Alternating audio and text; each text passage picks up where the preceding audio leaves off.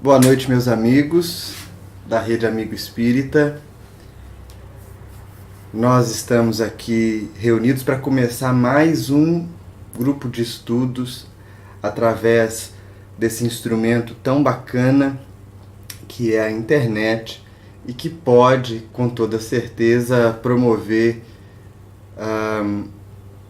desenvolvimento e amadurecimento para nós. Eu sou o Vinícius. Alguns de vocês talvez me conheçam, outros não. Sou aqui de Juiz de Fora, de Minas Gerais. E o nosso principal esforço nesse projeto é tentar criar um pouco de conexão da comunidade espírita, de maneira geral, com algumas obras, eu não vou dizer fundamentais, mas obras clássicas. Leon Denis ocupa esse papel, então nós precisamos conversar um pouco sobre Leon Denis, né? Nós precisamos aprofundar um pouco mais as nossas leituras e as nossas visões a respeito desse autor tão importante. Eu não tenho muita familiaridade com a tecnologia, então eu queria que vocês me dessem sinais. Eu estou com o celular aqui para acompanhar a fala de vocês, se o áudio está ok. Né? Se houver algum problema em algum momento da comunicação, vocês me apontem no chat que eu vejo por aqui. Nosso estudo vai ter a duração de 1 hora, aproximadamente. Talvez a gente passe uns minutinhos ou encerre um pouquinho mais cedo, mas via de regra nós teremos 1 hora de estudo sempre. Tá bom? Vocês podem fazer perguntas e a gente depois decide qual vai ser a melhor maneira de respondê-las. Se eu vou respondê-las aqui, direto no estudo, ou se de tempos em tempos eu reúno todas as perguntas e a gente faz um encontro só dedicado a tirar dúvidas. Agora, é muito importante que na medida que a gente leia, a gente crie o hábito de fazer pergunta. Porque a pergunta, ela implica no nosso envolvimento com o tema, no nosso envolvimento com o assunto, e é isso que gera em nós de verdade amadurecimento. O livro que nós vamos estudar é o livro Depois da Morte, que foi escrito pelo Leon Denis e foi publicado em dezembro de 1890. E o livro tem uma tarefa, uma função bem importante. Quando Denis escreve o livro, e não é um livro psicografado, é um livro escrito de próprio punho, né, pelo próprio Denis, que era um grande pesquisador e um grande estudioso, sobretudo, do espiritismo. Quando Denis escreve o livro, ele visava construir uma síntese do pensamento espírita.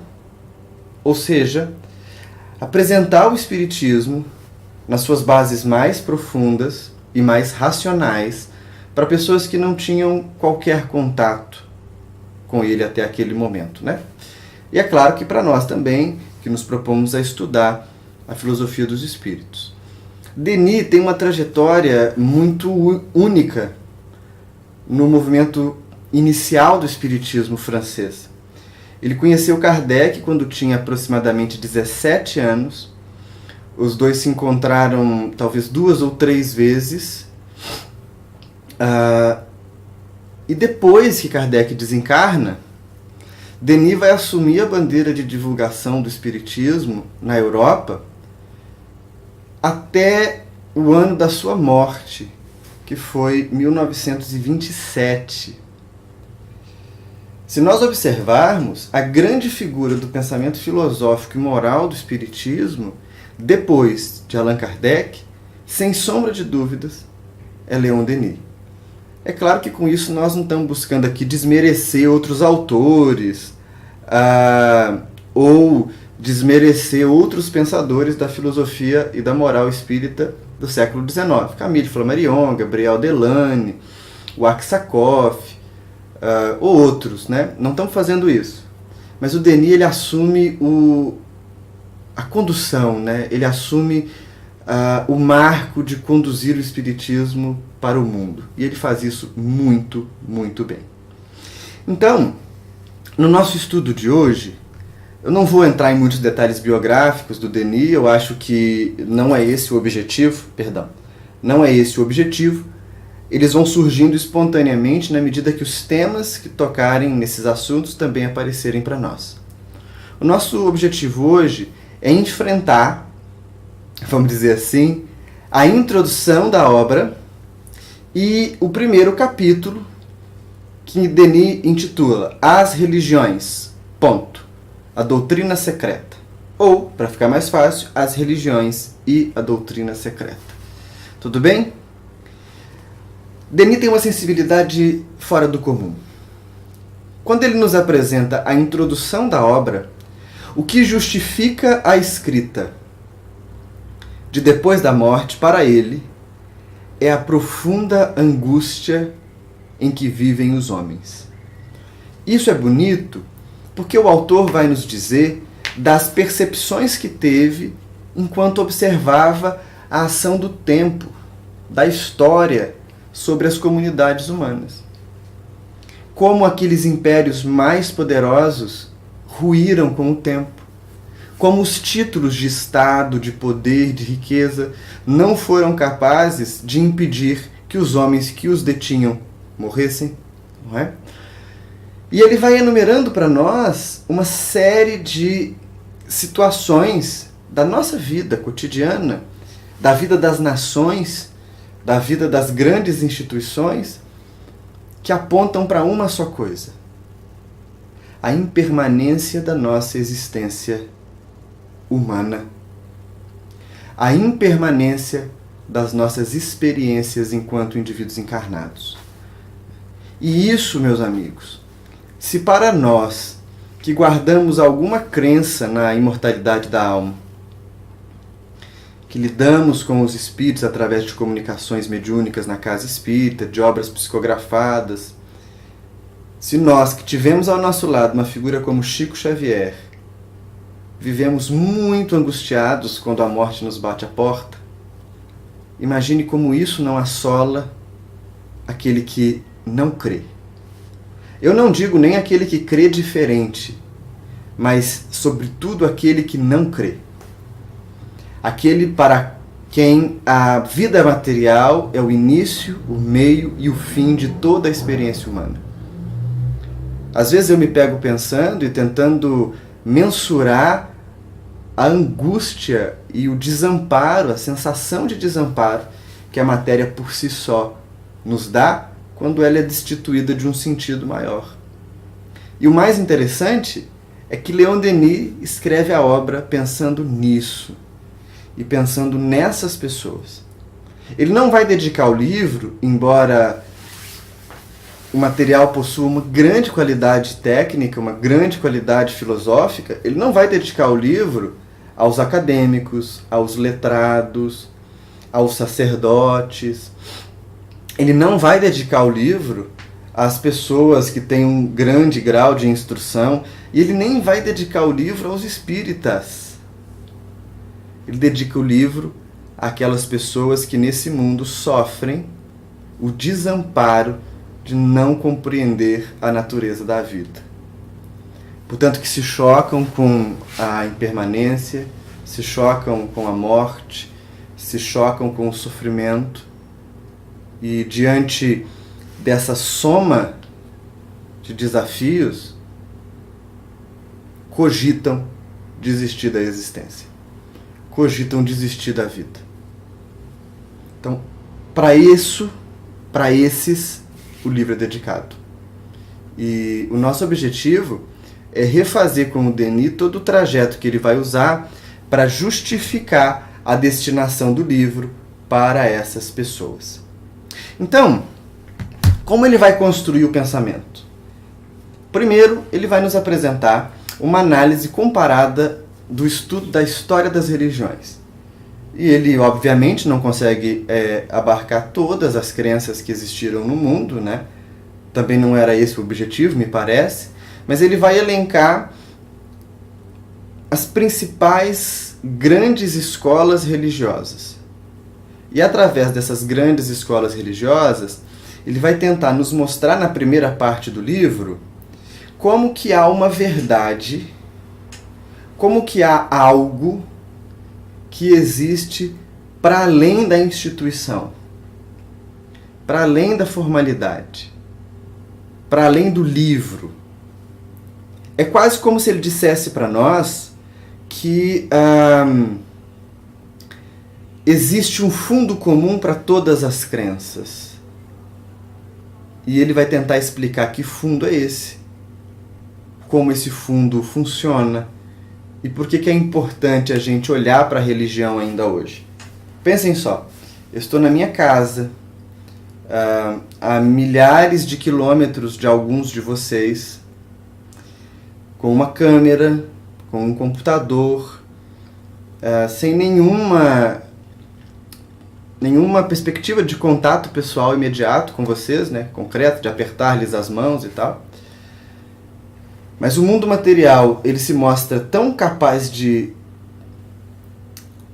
dar prazer para nós, possibilitar momentos como esse, que realmente é difícil pensar no funcionamento da religião hoje, quando o mundo parece tão autossuficiente, né, para muitas pessoas. Leon Denis vivia um tempo bem parecido. Os avanços da tecnologia, os avanços da ciência apontavam para ele para uma existência, para ele, né, para os homens do tempo dele, para uma existência onde a religião não teria lugar de existir. Desde a Revolução Francesa, quando o movimento de racionalização do Ocidente se torna mais intenso, os principais teóricos das ciências positivistas e materialistas vão dizer que Deus é um delírio, Deus não existe, a religião funciona como uma estrutura para iludir as pessoas ou para fazer com que essas pessoas se alienem, se afastem da realidade. Ou alguns mais bem intencionados, alguns pesquisadores da ciência da religião, vão dizer que a religião funciona como uma forma de espelhar a nossa sociedade humana, mas que não tem nada de sagrado. E o Denis está dialogando com todas essas pessoas. O Denis está dizendo para elas, olha, tudo que vocês falam para nós não é mentira. Ou seja, a matéria possui uma raiz muito forte na nossa vida, as explicações materiais são suficientes para que nós alcancemos boa parte das explicações das coisas que acontecem no mundo, mas, ainda assim, há uma parcela das coisas que acontecem na experiência humana, há uma pequena parte de nós, e eu digo pequena porque ela principia pequena, quando nos falta consciência, que ela é naturalmente religiosa. A religião não tem a ver com Deus, não tem a ver com uma igreja, não tem a ver necessariamente com algumas práticas específicas. Para Denis, na verdade para todos os espíritos superiores, religião tem a ver com a natureza humana. Isso é muito importante. O homem partilha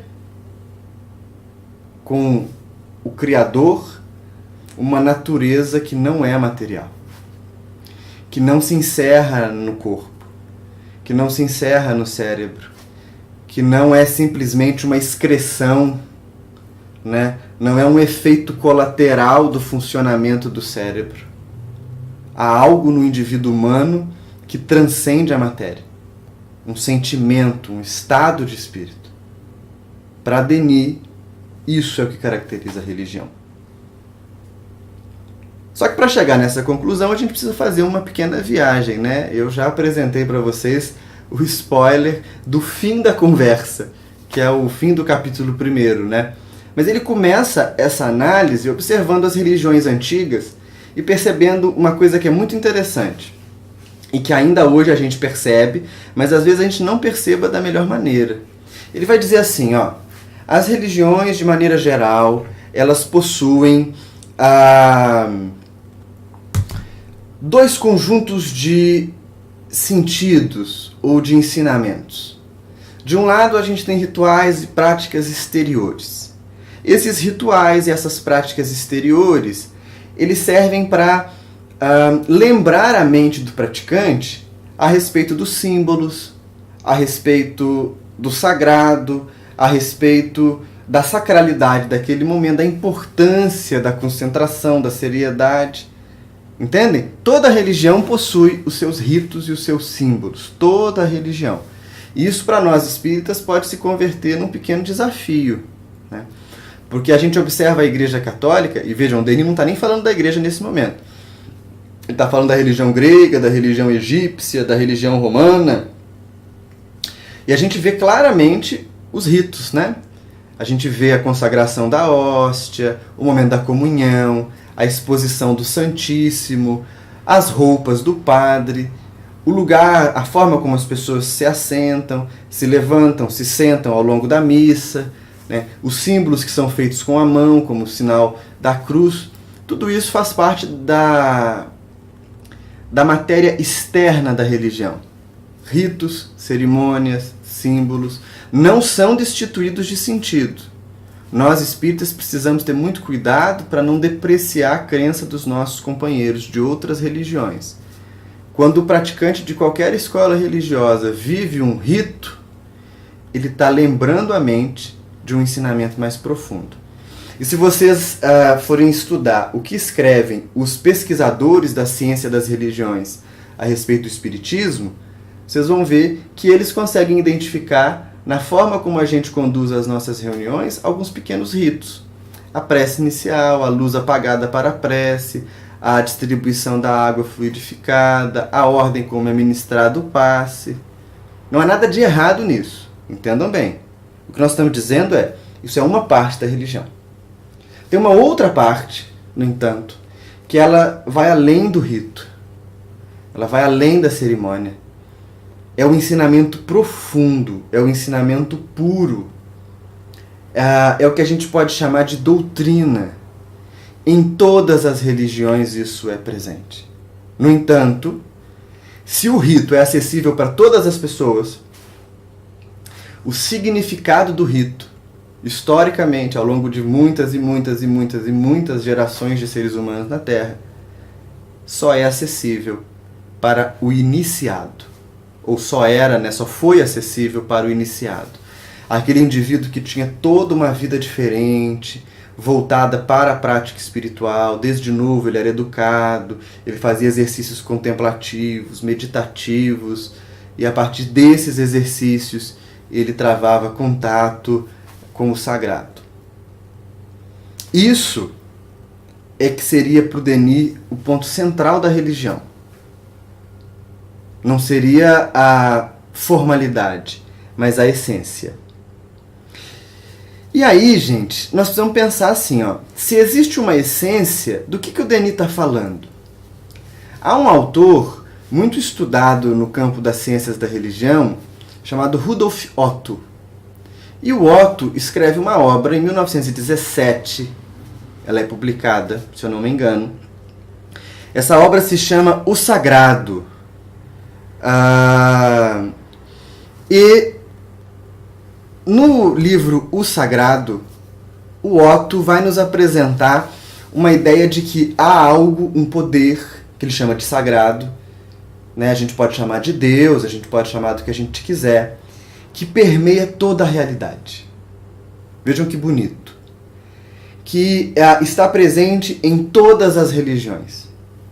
Desde as religiões tribais da Austrália, da África, da Amazônia, passando pelo cristianismo, pelo judaísmo, pelo budismo, pelo islã. Todas essas religiões têm um sagrado.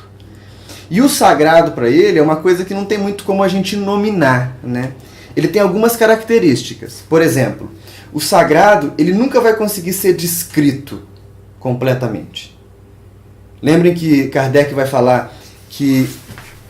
Kardec não, na verdade os espíritos vão falar que não é possível a gente definir Deus porque nos faltam sentidos. né? Não significa que Deus não exista, ele existe, mas a gente não consegue definir ele completamente porque a natureza de Deus ainda nos é velada pela condição de amadurecimento espiritual em que a gente se encontra. Então, isso seria uma característica do sagrado, o mistério, o desconhecido. Outra característica do sagrado é o fascínio, né? Isso geraria no homem um desejo de aproximação. E é muito legal porque, não sei se vocês tiveram a oportunidade já de se encontrar com pessoas que de fato têm amadurecimento espiritual. Não estou dizendo a nossa rotina diária, que a gente lida com um monte de gente que repete conhecimento espiritual, não é isso. Eu estou me referindo a pessoas como Chico Xavier, né? Ou a inúmeros outros indivíduos anônimos, não precisam ser médiums, mas que têm aquela amorosidade vibrante. Essas pessoas geram em nós fascínio. E é curioso porque eu tenho amigos materialistas que, mesmo sendo materialistas, quando se encontraram com Chico, ou quando se encontraram com outros líderes religiosos, ficaram desarmados, embasbacados, porque algo gerava fascínio. É mais como aquela coisinha da luz que atrai a mariposa. O sagrado nos demonstra fascínio. E o sagrado gera no homem força, energia para a realização de coisas novas, de transformação da realidade. Vê como faz sentido, né? E esse autor não é espírita. Ele é cristão, se eu não me engano, ele vem de uma tradição protestante. Ele não está falando do espiritismo, mas ele está falando de algo que a gente consegue reconhecer, não é verdade? Agora vejam o que é mais curioso. O Otto publica essa tese dele do sagrado em 1917. O Denis publica depois da morte em 1890. Portanto, 27 anos antes. E o Denis defende a mesma ideia. É claro que Denis não vai apresentar os argumentos como o Otto estava dando.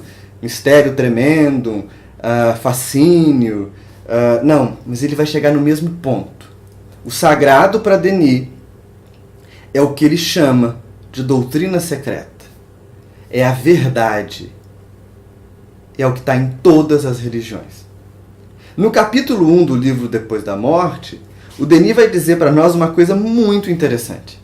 Ele vai dizer assim, todas as religiões, todas, inclusive o espiritismo, é importante a gente dizer isso, porque o espiritismo padece de uma unidade de definição, não é? Se eu pergunto para vocês, o espiritismo é uma religião? A maioria de vocês vai dizer que é. Mas talvez se a gente perguntasse para Kardec, para Denis, a definição que eles dariam do espiritismo seria algo diferente. Seria algo não religioso no sentido vulgar da palavra. Seria uma ciência de observação da vida, de observação dos fatos, de observação da realidade espiritual, e que carrega consigo consequências religiosas. É diferente.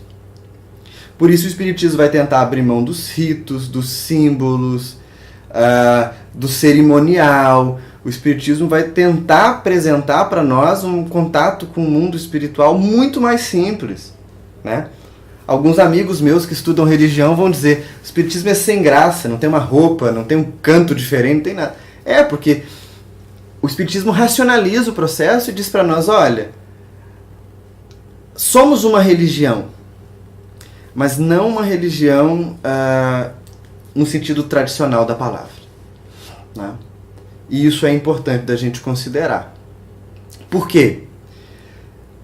Quando a gente quer transformar ele numa religião formatadinha, a gente atende à nossa necessidade emocional,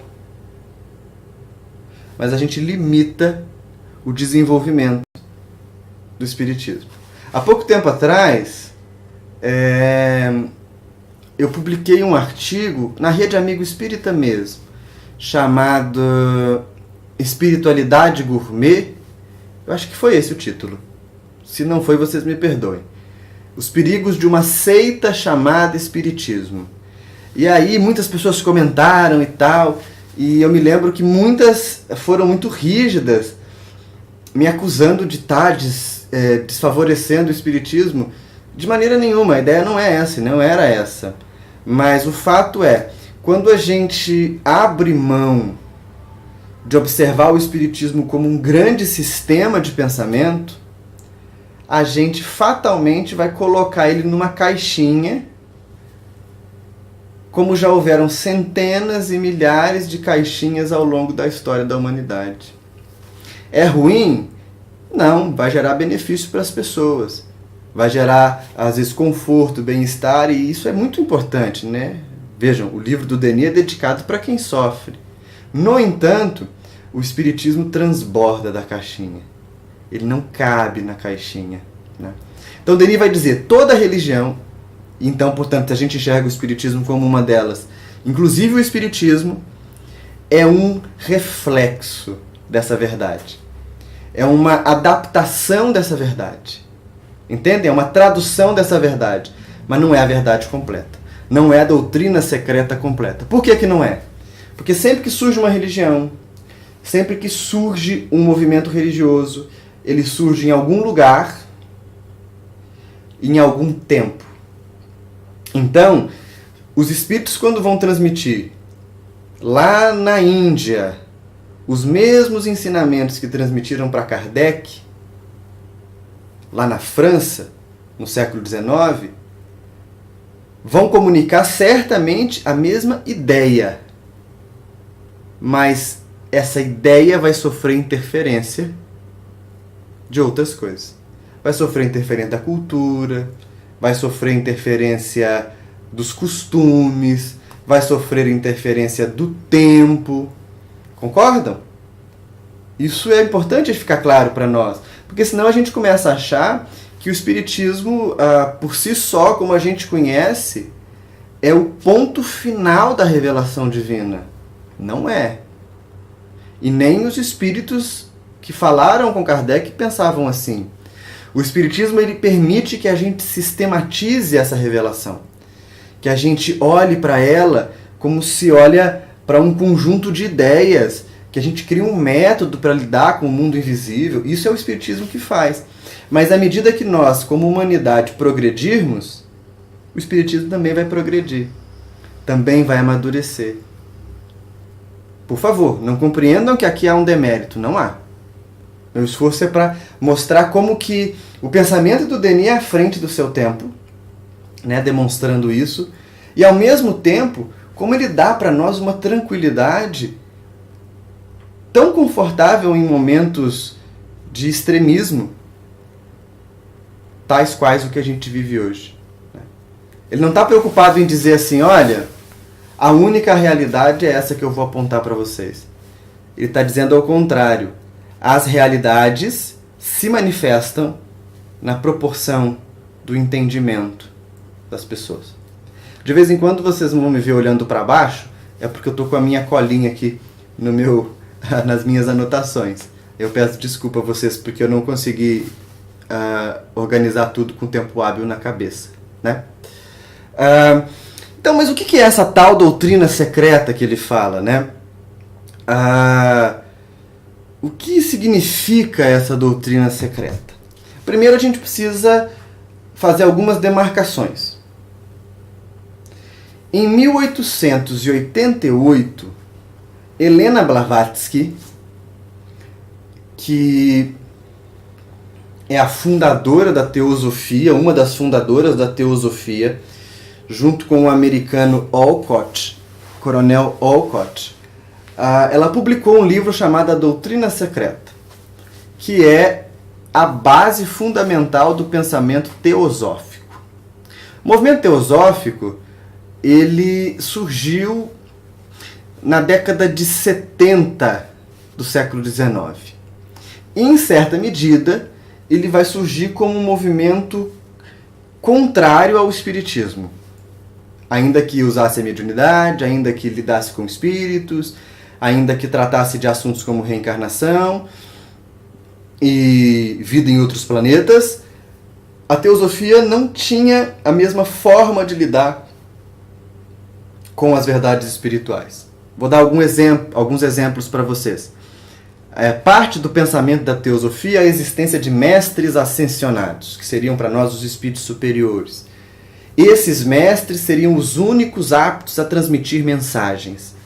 Nem todos os médiuns eram aptos para receber mensagens desses mestres. Então nós temos alguns mestres encarnados, alguns líderes teósofos ou teosofistas que poderiam canalizar a mensagem dos grandes mestres ascensionados. A teosofia se envolve numa série de polêmicas, muitas mesmo.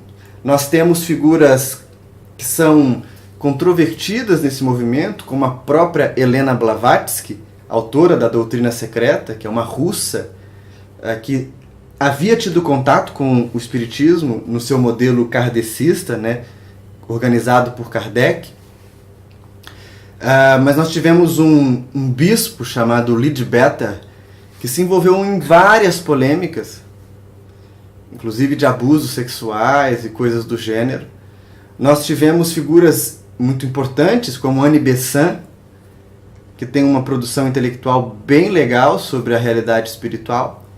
Mas isso não é espiritismo. Não tem relação com o espiritismo.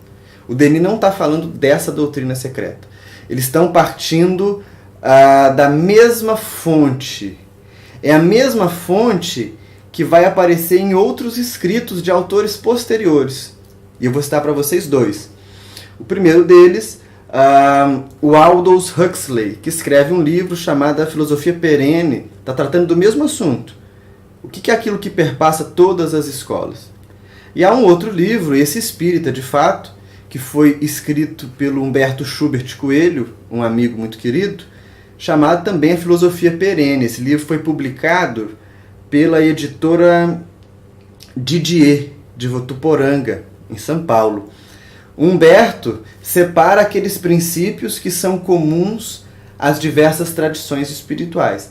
Então vejam, Denis está fazendo esse esforço, a Blavatsky tinha feito, e a gente tem outros autores mais contemporâneos, como Huxley, como Humberto Schubert, que estão fazendo o mesmo esforço. Devem ter dezenas de outros que eu não conheço. E vocês mesmos podem saber, conhecer e indicar aqui no chat para que outras pessoas venham ler. Então isso não é algo novo, mas a forma como a teosofia faz é nova. Então eu dizendo para vocês aqui, olha, a doutrina secreta da qual Denis fala é diferente daquela que a Blavatsky estava propondo. E como que a gente tem certeza disso? Por que Denis não leu e não replicou? Porque, na verdade, o depois da morte se constitui, inclusive, como uma resposta ao movimento teosofista e ocultista do final do século XIX. Há pouco tempo, o Centro Espírita Leon Denis do Rio iniciou um projeto muito bom, importantíssimo, que é a reedição de obras de Denis. Mas, na verdade, essa reedição, para nós aqui no Brasil, significa como edição. Porque são textos que nunca vieram para o Brasil traduzidos. E no ano passado foi publicado um livrinho muito fininho chamado Um Olhar sobre o Tempo Presente. Nesse texto, Denis fala dos desafios do tempo presente dele, inclusive dos desafios que o Espiritismo enfrentava diante das filosofias espiritualistas que surgiram depois dele. E aí ele está falando especificamente, ele cita inclusive o ocultismo e a teosofia. Então, a doutrina secreta do Denis é um pouquinho diferente, tá? E o que ela diz? Primeiro, ela vai dizer que a vida como a gente conhece aqui, ela não é mais do que um pequeno trecho na evolução do espírito. É um pequeno trecho na evolução do ser inteligente. E aqui cabe uma definição simples de gravar, mas que vocês vão levar com vocês para onde forem. A diferença de ser e de estar. O ser é o espírito, é a nossa natureza. O estar é esse mesmo espírito limitado pelo espaço e pelo tempo. Concordam? Pensemos sobre nós, pensem sobre vocês. Quando eu nasço nesse corpo, e aí recebo esse nome dos meus pais, e vivo essa vida, eu sou o espírito, só que eu estou limitado durante essa existência a estar com um nome, a estar numa condição. Então eu tenho uma data de nascimento, uma data de validade. Eu vivo num determinado espaço. Para o Denis, o primeiro aspecto da doutrina secreta, ou dessa verdade transcendente, é que a vida material ela é transitória. Ela é só um pequeno momento. Diante disso, a matéria seria a parte menos completa da vida, embora ainda formasse unidade com ela, né? A matéria é a parte inferior da vida. E quando a gente fala inferior, não estamos nos referindo a um dualismo simplista, que vai dizer assim, matéria ruim, espírito bom. Tem que matar a matéria, destruir a matéria, para que o espírito se liberte. Isso não é espiritismo. O espiritismo não é dualista. O espiritismo não separa espírito e matéria. Para o espiritismo há um só princípio amplo da vida. Nós vamos ter oportunidade de ler isso especificamente no texto do Denis. Esse princípio é o espírito, que se manifesta de diversas maneiras. Quando a gente vê lá Kardec falando de Deus, espírito e matéria, é uma questão um pouco mais complexa que eu acho que a gente vai esbarrar com ela no futuro. Então eu não vou entrar nisso agora para não causar confusão na cabeça de vocês. Primeiro eu quero que vocês acreditem que vale a pena assistir o estudo. Depois a gente vai dando a voltinha no parafuso. Mas fato é que o espiritismo não é dualista.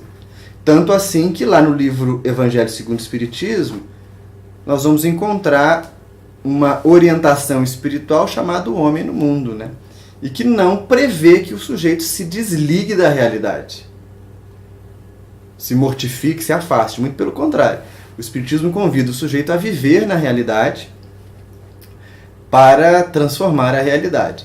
Daí quando a gente vê o Denis falando que a matéria é a parte inferior, não é inferior no sentido de negativa, é inferior no sentido de menos complexa. A matéria é mais frágil, né? O corpo da gente, que nos serve muito bem como morada, como ferramenta de trabalho, se a gente for assim, ó, super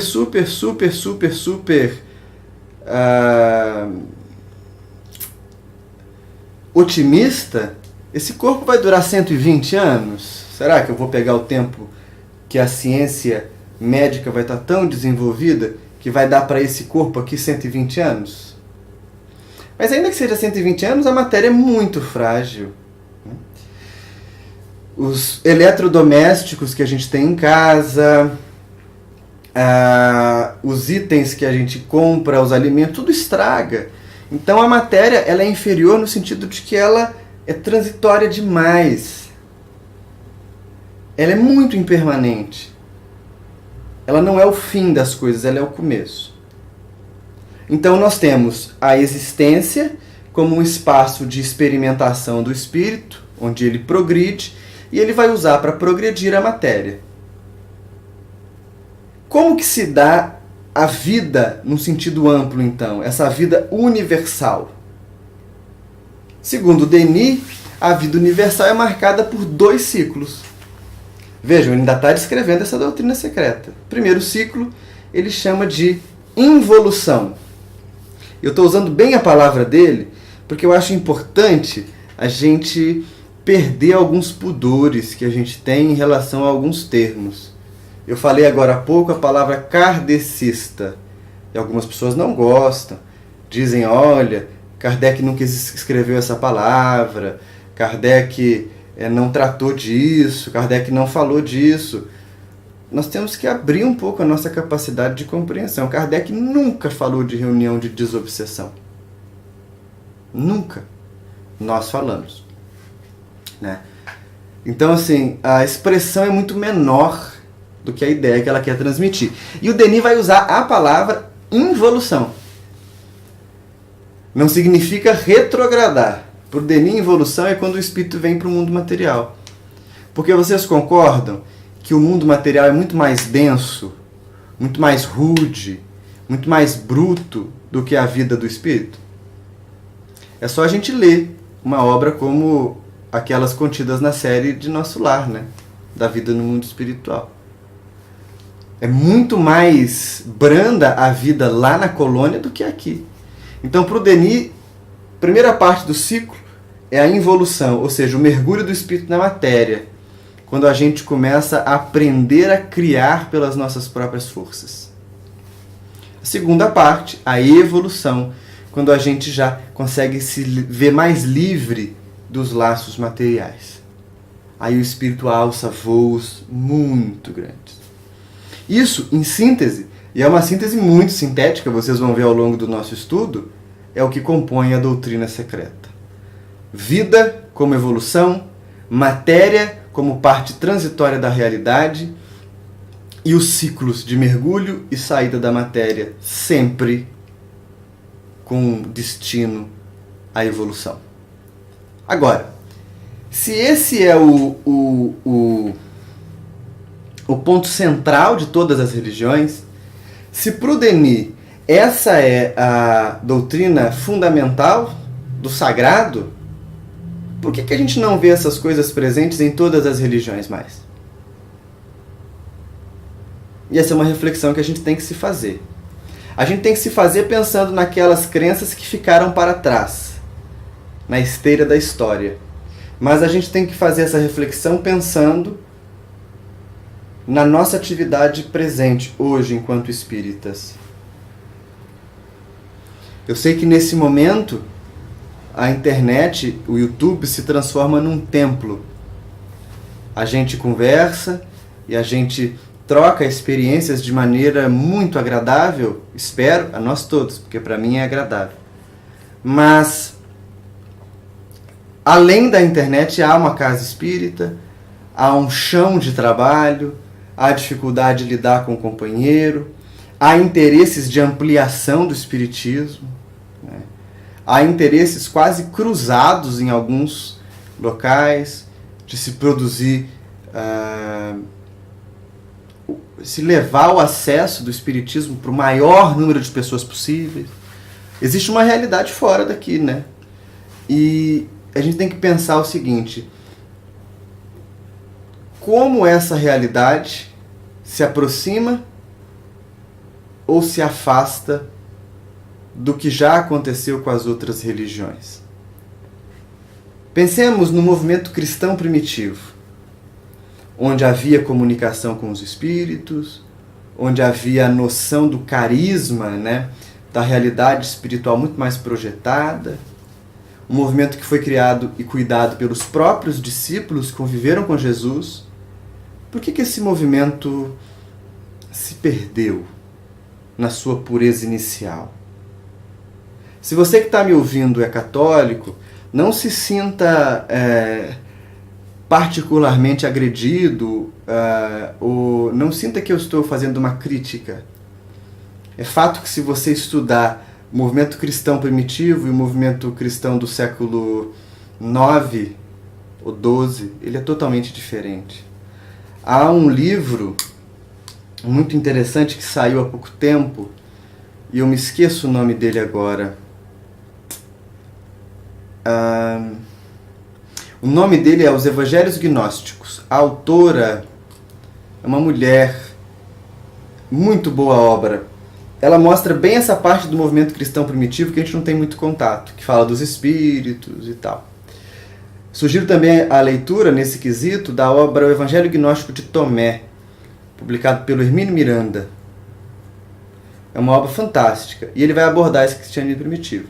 O que muda? O Denis vai falar sobre isso. O que muda é que no desenvolvimento de toda a religião, isso é parte de um pensamento sociológico. Toda a religião, a gente vai ver que existem basicamente 3 categorias de atores religiosos. Primeiro, a gente tem o que a gente chama de sacerdote, né? Quem é o sacerdote? É o responsável pelo funcionamento da religião como ela é. Ele cuida da rotina. O sacerdote serve para replicar as coisas.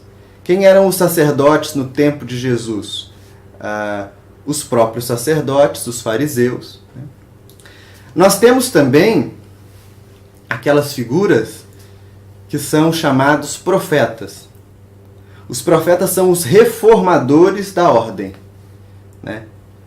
Geralmente, sacerdote e profeta não se gostam, porque o sacerdote tenta manter a religião como é, e o profeta vai dizer, olha, não dá. Nós precisamos cumprir a vontade de Deus e não dos homens. No tempo de Jesus, quem é profeta? João Batista. O próprio Cristo entra na categoria de profeta. E a gente tem os magos, né, que não nos interessa nessa análise agora. Esse pensamento é de um sociólogo chamado Weber, Max Weber. É muito boa a leitura dele para os espíritas. Ele tem um texto simples, mas que nos ajuda a ter uma visão bem interessante de como funciona o nosso movimento. E o que acontece ao longo da história das religiões? Na medida que a verdade espiritual ela vai se tornando algo banalizado, prostituído, os indivíduos, isso é uma característica humana, se utilizam das religiões para produzir benefício pessoal, para gerar benefício pessoal, de todas as ordens, né? Benefício financeiro, benefício psicológico, projeção, né? E aí as religiões começam a ser deformadas, ou começaram a ser deformadas para atender a vontades dos indivíduos que as compunham, e não para manter acesa a chama da verdade. Quando a gente observa que em uma parte da história da humanidade houveram crimes, porque não há outro nome, em que através de um julgamento religioso uma pessoa era entregue para a morte em nome do cristianismo, quando a gente observa que numa certa etapa da vida humana a gente produziu cruzadas, que era a busca por conquistar a Terra Santa, ainda que para fazer isso nós precisássemos matar aqueles que eram nossos adversários, vocês concordam comigo que não há a menor conexão desse tipo de pensamento com o Evangelho em si? Onde nós vamos encontrar referências à morte, à violência, à agressão, ao enriquecimento, à projeção pessoal, à valorização do ego, à promoção de autoimagem? Onde nós vamos ver menções à suntuosidade nos textos básicos do Evangelho? Para citar o Evangelho, né? Porque a gente podia citar o Bhagavad Gita, que é um texto muito importante da tradição hindu. A gente podia citar o Bodhicharyavataya, ou o Caminho do Bodhisattva, que é um texto muito importante da tradição budista Mahayana. Onde está a projeção pessoal? Não está no texto, não está na sabedoria inicial, está na conduta de quem a pratica. Então nós deturpamos a religião na medida em que a gente esquece o que o profeta fala e a gente se rende aos modismos, aos luxos, aos confortos de uma religião que não exige mudança. E que, como ela não exige mudança, ela começa a fazer alguns ajustes para que caiba dentro dela todos os desejos do sujeito. Então, se você pesquisar profundamente a história da Igreja Católica e você estudar os ritos, os mitos, as cerimônias católicas, tudo isso que eu estou falando para vocês aqui agora, vocês vão encontrar por lá. A Anne Besant tem uma obra chamada Cristianismo Esotérico, eu acho que é isso, em que ela trata desse tema. O próprio livro do Hermínio Miranda é muito bom para abordar o assunto. Então vejam, nós homens criamos a distorção da religião. E aí ela perde sentido. Porque na medida que nós transformamos a religião num espaço de vivência materialista, ela deixa de tratar dos assuntos da além da vida e passa a tratar dos assuntos da vida. Concordam comigo? E a gente tem visto isso acontecer em todos os lugares. Todos os lugares. Existe nas correntes neopentecostais a ideia conhecida por você certamente da teologia da prosperidade.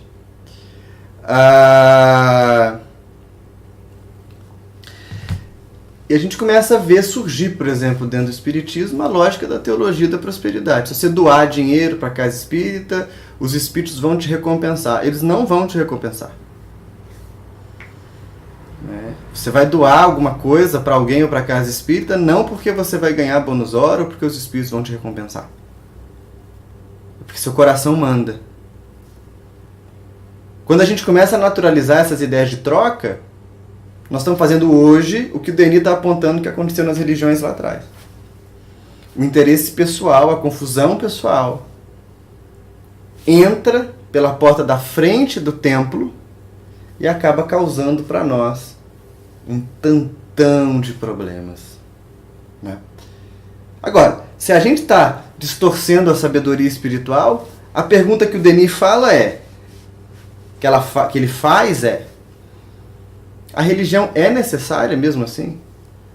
Sabendo que a gente está assim num pico de confusão, que a gente tem distorcido, a religião é necessária? E aí a resposta dele é a resposta dos espíritos sábios. A religião é necessária, porque ela não tem nenhuma relação com o mundo de fora do sujeito. A religião tem a ver com o religar do homem, primeiro consigo mesmo. E aqui eu não estou dizendo nada de origem transcendente, tá, gente? Não é um religar consigo mesmo místico. Eu preciso encontrar alguma coisa. Não. É um religar com a nossa própria natureza humana, que se manifesta em tudo. Na arte, na música, né? Se manifesta no mundo ao redor de nós. Se religar a isso, a condição humana. E a propósitos que vão além da condição humana. Esse é o objetivo da religião. Então, a verdadeira religião para o Denis é um sentimento. Não está restrita a um templo de pedra, não está restrita a uma determinada crença, não está restrita a um determinado conjunto religioso. É uma forma através da qual o indivíduo percebe a realidade. Vocês acompanham que é totalmente diferente do que a gente está acostumado a pensar na maior parte do tempo? É praticamente uma explosão da nossa cabeça ver o Denis pensando isso. Mas tem uma coisa bonita. Há poucos dias eu me encontrei com um padre, que é um amigo, e a gente estava conversando sobre como que a gente, vendo as religiões, encontra muita similaridade, né? Exatamente o tema do Denis hoje. E ele falou uma frase para mim que eu achei muito importante. Ele disse assim: Vinícius, quem conhece, reconhece. Vejam a profundidade, meus amigos. Quem conhece, reconhece. Se você sente a religião como um sentimento, como algo que é da sua natureza e que se manifesta desse ou daquele jeito por conta da sua filiação momentânea, você não vai denegrir a crença do outro. Eu particularmente acho bem curioso quando eu ouço alguns companheiros dizendo assim: os nossos companheiros evangélicos, os nossos companheiros de outras religiões, católicos, budistas, hinduístas, candomblecistas, não entendem ainda a verdade. Não nos cabe dizer quem entende e quem não entende. Mas se você tem proximidade com Deus, você reconhece outra pessoa que também tem. Isso não significa misturar as coisas, não significa levar essas práticas para dentro da casa espírita, nada disso. Significa um profundo e reverente respeito. Eu o respeito porque vejo em você a mesma luz que ilumina o meu caminho, ainda que nós entendamos de maneira diferente. É disso que o Denis está falando. É isso que a gente tem que desenvolver, né? É isso que tem que ficar claro para nós. Então, o que Denis vai fazer ao longo desse livro é apresentar para nós caminhos para que a gente descubra o sentido de enxergar de novo na religião a ponte e não o muro, o alimento e não a fome. Ele vai tentar mostrar para nós como que nós, enquanto indivíduos que somos algo além da matéria, e olha, eu estou tentando evitar alguns conceitos que já são naturalizados. Por exemplo, nós vamos chegar no livro no momento que nós vamos descobrir que nós somos espíritos. Mas eu parto do princípio que isso ainda para nós é algo desconhecido. Então, nesse começo de viagem que nós vamos fazer, o mais importante que você perceba e que eu perceba é que nós somos algo além da matéria. Não precisa ainda dar nome de espírito, não. É importante a gente reconhecer que tem uma coisa em nós que pelo menos aparenta superar o corpo.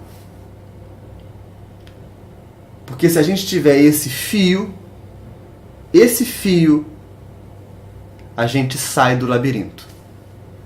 Seguindo esse fio, a gente sai do labirinto da angústia, a gente sai do labirinto da perda do sentido existencial, a gente sai do labirinto do sofrimento atroz que nos violenta. Entendem? Então o nosso estudo, meus amigos, terá duração de aproximadamente 1 ano. Serão 57 a 58 reuniões. É claro que eventualmente surgem imprevistos, a gente talvez não se encontre, enfim. Mas, via de regra, a gente terá 1 ano de estudos. Eu pretendo levar esses estudos num grau de aprofundamento e reflexão um pouco mais aprofundados, né? É muito importante que a gente consiga, em algum momento da nossa vida, pensar assim: mas será que faz sentido isso tudo que eu estou acreditando? Então, eu vou tentar produzir junto com vocês e para vocês ferramentas para essa percepção. Nosso eixo de estudo será a obra do Denis. Junto com ela, nós veremos também obras fundamentais do Espiritismo, e nós veremos obras de autores não espíritas, né? Nós não temos que traçar uma linha no chão e dizer daqui para cá estão os entendidos e daqui para lá estão os profanos. Não. Se o Espiritismo avoca a si uma condição de ciência, nós vamos dialogar com a ciência. Sobretudo com uma disciplina que se chama Ciência das Religiões. Nós vamos dialogar com a filosofia. E nós vamos dialogar o tempo inteiro com o Evangelho. O meu objetivo é que nós tenhamos momentos prazerosos, amorosos de convivência. É o meu primeiro contato, né? Eu estou aqui com o celular, agora vendo vocês escrevendo, e indico que vocês comprem o livro. Qualquer edição dele é boa. Nós temos edições que eu conheço pela FEB, pela Federação Espírita Brasileira, e temos edições pelo CELD, Centro Espírita Leon Denis, do Rio. Qualquer uma delas é muito boa. A minha eu acho que é a da FEB, que eu estou usando preferencialmente. Eu não lerei o livro com vocês, porque eu acho que esse esforço é de vocês. Mas eu não vou passar também de 2 capítulos por encontro. Então, por exemplo, na nossa próxima reunião, eu já adianto para vocês que o nosso tema será em torno dos capítulos provavelmente 2 e 3, Índia e Egito. E nós vamos gradativamente avançando. Havendo perguntas, me escrevam aqui no chat. Deixa eu ver se eu esqueci alguma coisa. O estudo será semanal, todas as segundas-feiras, entre 22 e 23 horas. Eu gostaria, finalmente, para a gente encerrar, de deixar disponível para vocês o meu e-mail, para caso vocês tenham alguma dúvida, algum apontamento, algum protesto que queiram fazer, podem me mandar por lá. Meu e-mail é vinicius.lara, Vinícius com U, @yahoo.com.br. Via de regra, eu respondo a todas as pessoas que me mandam mensagem. Eu só não respondo no tempo que elas gostariam que eu respondesse. Eu peço que vocês fiquem à vontade para a gente usar esse e-mail como ponte de contato em relação ao estudo e às dúvidas que vocês possam ter, que a gente possa trocar informação a partir dele. E peço que vocês tenham bom senso, né? Porque às vezes as pessoas mandam para mim pedidos nos e-mails que eu não tenho como atender. Mas eu confio muito na bondade dos nossos corações. Dito isso, eu acho que a gente chega no final do nosso estudo de hoje, né? Na semana que vem a gente se encontra de novo, às 22 horas. Índia e Egito. Às vezes pode acontecer de eu me atrasar uns minutinhos, porque eu encerro uma atividade na nossa casa espírita, que é um pouco longe, 9h30.